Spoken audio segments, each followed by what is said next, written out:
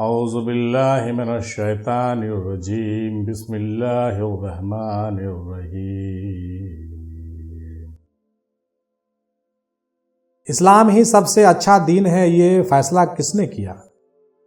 یہ فیصلہ تو میں نے نہیں کیا، یہ فیصلہ تو اللہ نے قرآن میں کر دیا ہے۔ ایسا نہیں ہے کہ ہم کر رہے ہیں یہ فیصلہ، یہ میرا فیصلہ نہیں ہے، اللہ رسول کا یہ فیصلہ ہے کہ اسلام سب سے اچھا دین ہے، اور یہ آپ کو بھی ماننا چاہیے۔ آپ کو نہیں ماننے سے کیا ہوتا ہے سو بتائیے، ٹھیک ہے؟ جب اللہ اور اللہ کے رسول مان رہے ہیں، تمام اولیاء اللہ نے مان لیا، تو آپ کے نہیں ماننے سے کیا ہوگا بھائی؟ ٹھیک ہے؟ تو امید ہے میری بات آپ جو ہے اسٹوڈنٹ کی طرح سمجھ گئے ہوں گے، ٹھیک ہے؟ برا نہیں ماننے کی ضرورت۔ 99% مسلمان کو تو پتہ ہے نہیں کہ دین کہتے کس کو ہیں۔ ایسے جاہل لوگ اگر اپنے دین کو سب سے اچھا دین کہیں گے تو کون یقین کرے گا؟ بالکل صحیح بات ہے۔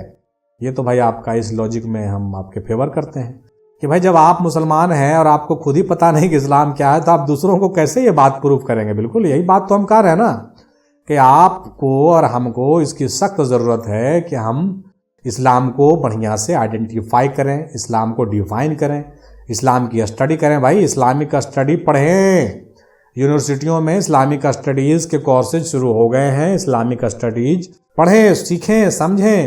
اور ہم تو کہتے ہیں کہ صرف اسلامی اسٹڈی پڑھنے سے کام نہیں چلے گا، اسپریچول اسٹڈی کریں، تصوف کی اسٹڈی کریں، دینیات کی ڈیپتھ اسٹڈی کریں۔ اور یہ کہاں ہوتا ہے پتہ ہے آپ کو؟ دین کی جو گہری پکڑ ہوتی ہے وہ خانقاہوں میں ہی ہوتی ہے۔ اس پر جتنا کام صوفیہ نے کیا، کیا کسی مولوی اور مولانا نے کیا؟ آپ ہی بتائیے، یقیناً نہیں کیا۔ تو سچا اسلام آپ کو اگر سمجھنا ہے تو آپ کو خانقاہ کے طرف تو جانا ہی پڑے گا میرے بھائی، اور آپ کو سچے لوگوں سے رابطہ کرنا پڑے گا جو لوگ اسلام کو سچا ڈیفائن کرتے ہیں اور اس کے جو ڈیفینیشنس ہیں وہ بتاتے ہیں، اس کے جو سلیبس ہے وہ بتاتے ہیں، اس کے جو ٹرم کنڈیشن ہے وہ بتاتے ہیں، اور اس کے جو فائدے ہیں وہ بھی بتاتے ہیں، ہے نا بھائی؟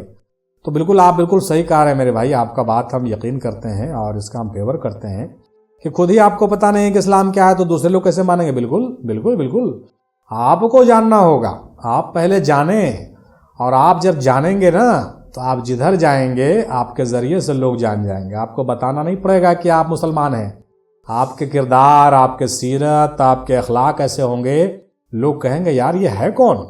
تو خود کہیں گے یار یہ مسلمان ہے۔ تب آپ کو بتانا نہیں پڑے گا کہ مسلمان کس کو کہتے ہیں، وہ آپ کے کردار، ڈیفرنٹ سیرت، ڈیفرنٹ اخلاق اور ڈیفرنٹ چیزیں آپ سے جب سرزد ہوگی اور لوگ دیکھیں گے تو لوگ عش کریں گے اور کہیں گے بھائی مسلمان ایسا ہوتا ہے کیا؟ اگر مسلمان ایسا ہوتا ہے تو ہم کو بھی مسلمان ہو جانا چاہیے، ٹھیک ہے؟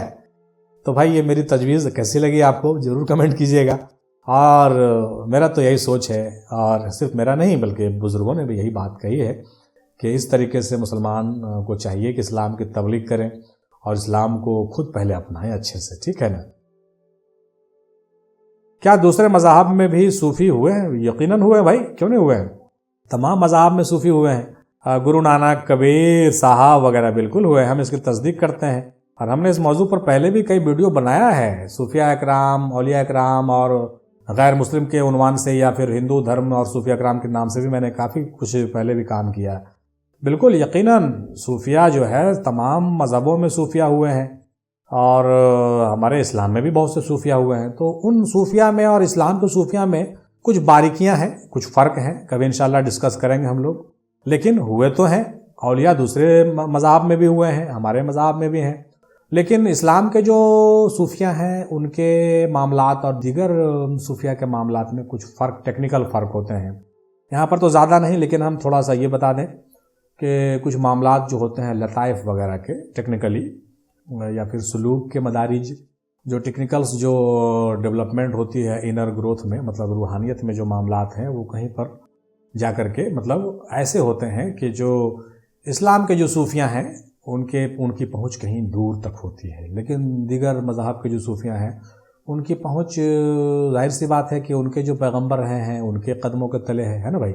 ہمارے جو پیغمبر ہیں وہ، ہم لوگوں کے جو ترقی ہے وہ اپنے پیغمبر رسول پاک صلی اللہ تعالیٰ علیہ وسلم کے زیر قدم ہے، تو ظاہر سی بات ہے کہ عروج میں اور معراج میں اور جو لطافتیں ہیں، جو مرتبے ہیں، رتبے ہیں، ان میں تو فرق ہوگا. تو یہ ٹیکنیکل باتیں ہیں، اس پر کبھی انشاءاللہ اور ڈسکس کریں گے ہم لوگ، ہے نا. لیکن اتنا تو آپ نوٹ کر لیجئے کہ سبھی مذاہب میں صوفیہ ہیں اور سب کی تصدیق کرنی چاہیے، سب کی عزت اور رسپیکٹ کرنی چاہیے، کسی کے بارے میں اول پھول نہیں بولنا چاہیے. ٹھیک ہے. ان لوگوں نے تو رسول اللہ کے کلمہ نہیں پڑھا تو کیا ان کے بھی جنت ملے گی؟ کیا ان کی مغفرت ہو؟ کیوں نہیں بھائی، رسول صرف ہمارے ہیں ایسا تھوڑی ہے، رسول تو سب کے ہیں نا. اور جو پہلے کے جو مذہب کے جو پیغمبر ہوئے ہیں، وہ اس مذہب کے تو جو پیغمبر ہوئے ہیں ان کا کلمہ پڑھتے تھے. تو دوسرے مذہب کے لوگ اس زمانے کے جو تھے وہ تو یقیناً وہ ان کا نجات ممکن ہے. ایسی باتیں تو قرآن میں موجود ہیں کہ اللہ تعالیٰ تو کہتا ہے کہ سب مذہب کو ماننا ہے، سب کے مذہب کے جو پیغمبر ہوئے ہیں سب کی تصدیق کرتا. کسی کا انکار تو اب قرآن میں نہیں ہوا. ہاں یہ الگ بات ہے کہ جب رسول پاک آ گئے تو بہتر یہی ہے کہ وہ سارے جو مذہب کے ماننے والے لوگ ہیں ان کو فالو کریں اور مسلمان ہو جائیں. بہتر یہی ہے کیونکہ دین یہاں پر مکمل ہو گیا. تو جب دین مکمل ہو گیا تو ظاہر سی بات ہے کہ ہم مکمل کی طرف جائیں گے نا، ادھورا دین کی طرف کیوں رہیں گے. لیکن اگر کوئی ہیں بھی تو ہم ان کی انسلٹ ہی نہیں کر سکتے ہیں، ان کا ڈس ریسپیکٹ نہیں کر سکتے ہیں، لیکن ان کو ہم خارج بھی نہیں کر سکتے ہیں. اللہ تعالیٰ ان کے پیغمبر کے وسیلے اور صدقے سے ان کی بخشش بھی کرے گا اور جنت بھی ان کو دے گا. ایسا نہیں ہے کہ نہیں دے گا، کیونکہ سبھی پیغمبر حشر کے میدان میں نفسی کے عالم میں ہوں گے، سب اپنے اپنے امتی کو لے کر کے. لیکن رسول پاک کی شفاعت کے بارے میں ذکر ملتا ہے کہ سب سے بڑی شفاعت ان کی ہوگی، ان پیغمبروں کی جو ہے خود کی پڑی ہوگی، ہے نا. تو کل ملا کے دیکھا جائے تو قرآن حدیث میں ایسی کوئی بات نیگیٹو نہیں ملتی ہے کہ ہم ان کی توہین کریں یا وہ لوگ جنت میں نہیں جائیں گے. لیکن تعلیم کا فرق ہے. جیسے آج کے زمانے میں اس کو ایسے سمجھ لیں آپ کہ جب 5G آ گیا تو ہم 1G 2G میں کیوں رہیں گے، ہے نا بھائی.